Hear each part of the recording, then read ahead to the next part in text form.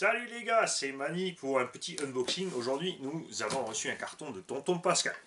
Souvenez-vous, Tonton Pascal nous a déjà fait venir son Apsima 2.8 pour un problème de couronne de transmission qu'on a résolu avec une couronne de Kyosho Fox.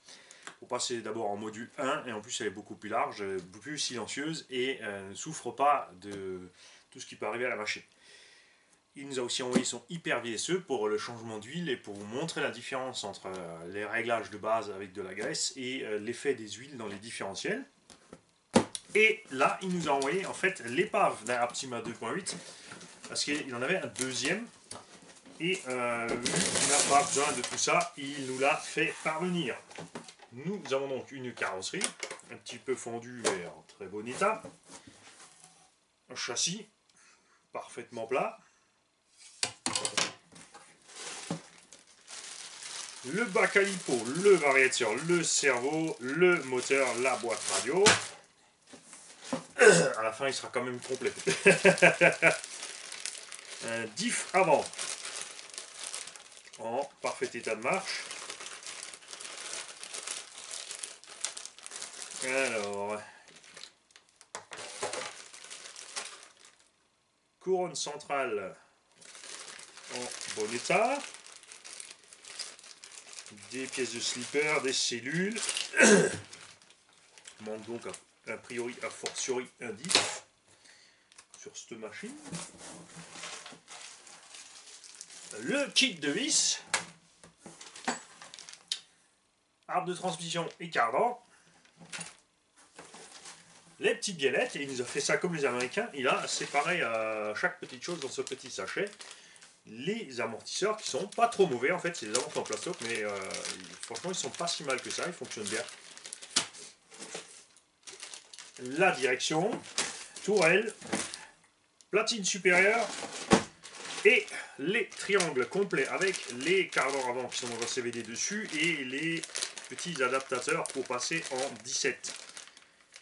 Chose qui peut être très intéressante à voir. Alors on va essayer ça avec David, si on peut monter ces adaptateurs ou si le diamètre intérieur est trop petit sur le 10 SCBE. Comme ça David pourra monter des roues de rally game et nous suivre sur la piste puisque le moteur est largement assez puissant.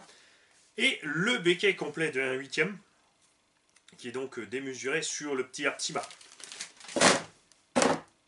Alors Pascal, nous te remercions tous, surtout ceux qui ont un Apsima 2.8, les petits gars, les petits jeunes qui sont en panne, qui sont en train de saigner avec leur couronne. Vous me faites signe, puisqu'on a trouvé une solution donc, Pascal pour sa couronne. Et entre temps, j'ai rentré aussi d'autres choses qui pourraient servir en fait, grâce à la boulangerie Kubiak. Ça y est, t'es quand on est parti, c'est pas grave, fais ta vie. On a donc le FTX de Kubiak ici, qui va recevoir aussi une couronne métallique.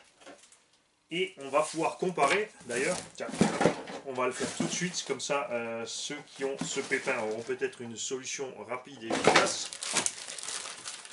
Le FTX a exactement le même souci et c'est la même construction. Et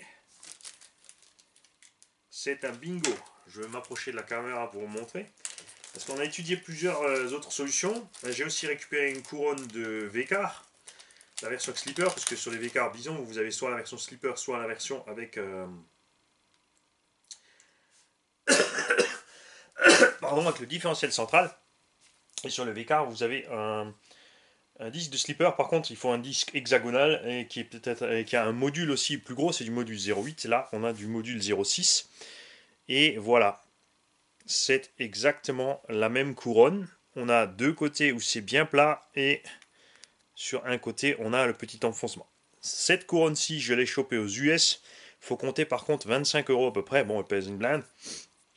Mais je pense qu'avec ça, on n'aura plus de soucis évidemment à mettre avec ça autre chose que les pauvres pignons bronze Apsima qui sont livrés avec. Ou alors à la limite, laisse les pignons bronze. Ou peut-être mieux bouffer le pignon si du sabre rentre dedans qu'endommager autre chose. Voilà. Tu vois, Pascal a trouvé une solution encore plus simple finalement, même si je préfère la couronne Kyosho pour le fait que ce soit du module 1 et que c'est beaucoup plus silencieux. J'en ai vraiment marre de ces petits modules 06 et enfin module 48 et 06 là. Je sais pas, moi je dis qu'il faut qu'ils arrêtent avec ça. C'était bien avec les moteurs à charbon parce qu'il fallait plein de dents pour démultiplier parce qu'on n'avançait pas en fait. Mais avec les moteurs brushless, on peut supprimer la moitié des dents. Enfin, plus besoin de couronne de 60 et de 70, c'est plus la peine. Les moteurs brushless sont largement assez puissants. En plus, on peut jouer avec les carvés. Donc, constructeurs, arrêtez de nous faire ces mini modules à la noix. Mettez-nous du module 1 partout et qu'on n'en parle plus et c'est réglé. Voilà, donc je vais faire le tour pour éteindre et je vous dis à tout de suite parce que j'ai encore un carton qui est arrivé. Yeah! Il n'y en a pas un qui disait qu'il devait faire moins de vidéos?